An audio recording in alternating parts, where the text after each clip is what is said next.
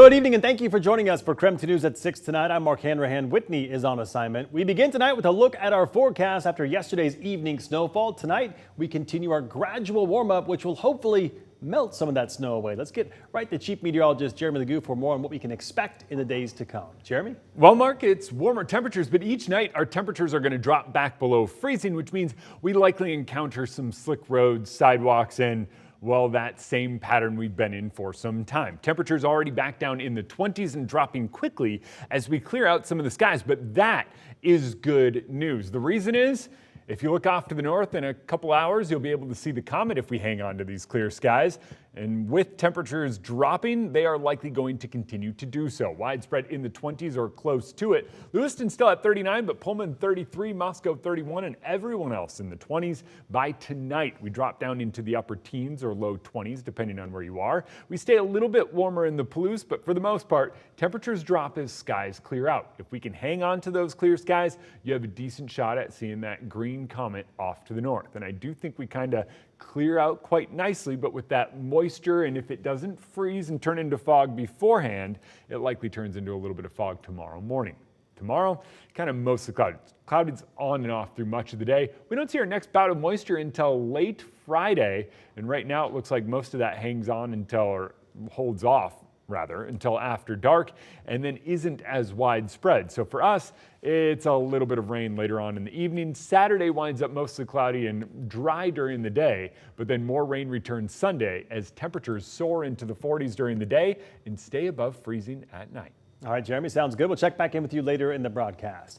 Well, it is a question you have likely asked yourself if you've lived here for a while. Do winter tires really make a difference when driving in winter conditions versus all-season or all-terrain tires? I set out to settle the debate. Local tire shops say there is no question that winter tires make a difference, but we also looked at comparisons between winter tires and all-season or all-terrain tires, including a study conducted by WashDOT that tested winter tires and all-season tires on a variety of conditions, including packed snow and ice. So you can watch my Verify report coming up tomorrow on KREM 2 News at 6. And to watch all of our Verify content on demand, you can find more stories right now on our KREM 2 Plus app. It's available to download right now on Roku and Amazon Fire. Our other top story tonight is our continuing coverage of the now shrinking homeless camp off I-90 known as Camp Hope. Tonight, WashDOT says the camp has shrunk by an estimated 14 people from a month ago. According to WashDOT, there is now an estimated 124 people living at the camp compared to 138 last month, down significantly from the 600 plus who lived there over the summer. There are also fewer tents, RVs, and vehicles at the camp. WashDOT says the fencing around the camp will be shrinking in the next week on the southern fence line along 2nd Avenue. This update comes as Spokane City leaders held a press conference about the shrinking camp and how the right-of-way initiative plan helped in these efforts. KREM 2's Amanda Rowley was at that press conference. She is joining us live in the studio tonight with what they had to say. Amanda? Last summer, the city of Spokane submitted a plan to the state on how it would get people out of the homeless encampment and into housing. While city leaders admit the execution of that plan wasn't perfect, today they applauded the significant progress seen at the encampment so far.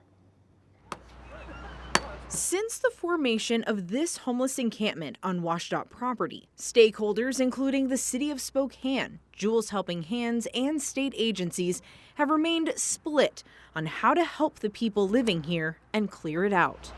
But over the last week, lawsuits against each other have been dropped, and now it seems these stakeholders are starting to come to an understanding. We just wanted to come and acknowledge that we have really moved into a new phase of changing the encampment and the right-of-way here. Under the state's right-of-way initiative, the City of Spokane secured $25 million to work with community partners to move people off the encampment and into housing.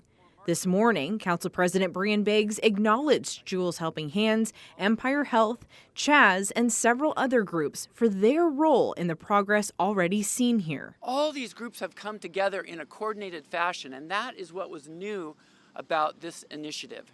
And so we've made it pretty far, but we still have at least 124 people to go.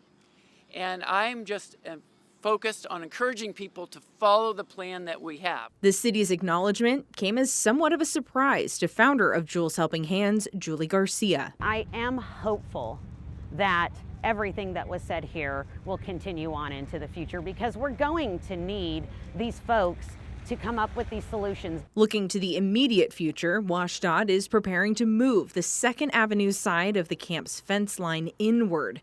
Spokesperson Ryan Overton says this is meant to visually show the community it's getting closer to decommissioning the camp. Jules' staff has worked really hard to continually move people, shrink the footprint of the camp.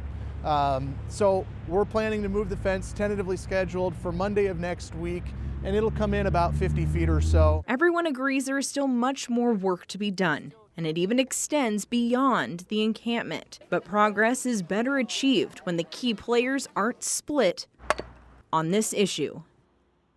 Now, during the press conference today, I asked Council President Biggs if this gathering with stakeholders today meant they are all now on the same page with this issue. He told me they are mostly on the same page and are working on getting there. Amanda Rowley, KREM 2 News. All right, Amanda, thank you very much. Moving on to other top headlines this evening, a Spokane woman will spend the next 14 years behind bars after she pleaded guilty to second-degree murder for shooting her ex-boyfriend's mom. Following her release, Ashley Horning will also be on probation for 3 years.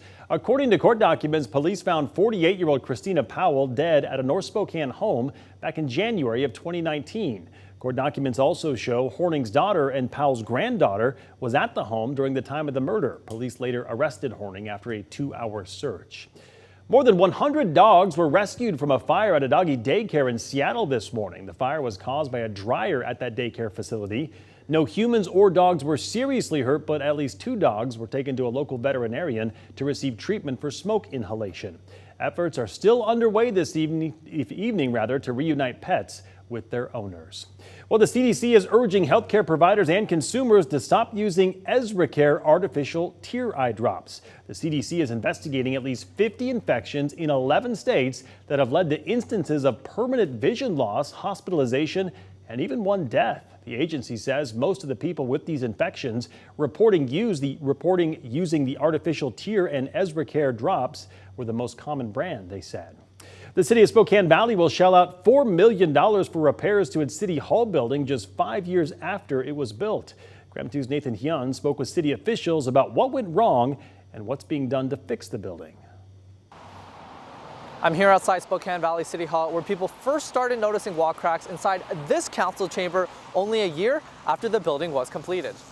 And so some of the other deficiencies that we noticed, you can see here where drywall has been repaired. When Spokane Valley's $14 million new City Hall was finished in 2017, it was meant to be a fresh start for city staff and council members.